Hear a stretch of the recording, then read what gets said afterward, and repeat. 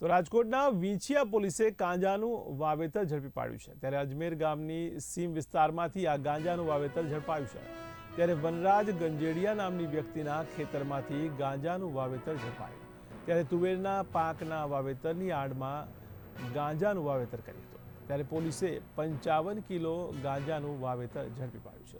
ત્યારે પોલીસે કુલ 5.55 લાખનો મુદ્દામાલ જપ્ત કર્યો છે। ત્યારે પોલીસે વનરાજ ગંજેડિયાની ધરપકડ કરી વધુ તપાસ હાથ ધરી છે। તો મહત્વના સમાચાર કહી શકાય ત્યારે 5.55 લાખનો મુદ્દામાલ પોલીસે જપ્ત કર્યો છે। ત્યારે ગાંજાનું વાવેતર રાજકોટના વીંછિયાથી ઝડપાયું છે। ત્યારે અજમેર ગામની સીમ વિસ્તારમાંથી આ ગાંજાનું વાવેતર ઝડપાયું, જેમાં વનરાજ ગંજેડિયા નામના વ્યક્તિના ખેતરમાંથી ગાંજાનું વાવેતર ઝડપાયું છે। ત્યારે તુવેરના પાકના આડમાં આ ગાંજાનું વાવેતર કરવામાં આવ્યું હતું। ત્યારે પોલીસે 55 કિલો ગાંજાનું વાવેતર ઝડપી પાડ્યું છે। ત્યારે પોલીસે કુલ 5.55 લાખનો મુદ્દામાલ જપ્ત કર્યો છે। ત્યારે પોલીસે વનરાજ ગંજેડિયાની ધરપકડ કરી વધુ તપાસ હાથ ધરી છે।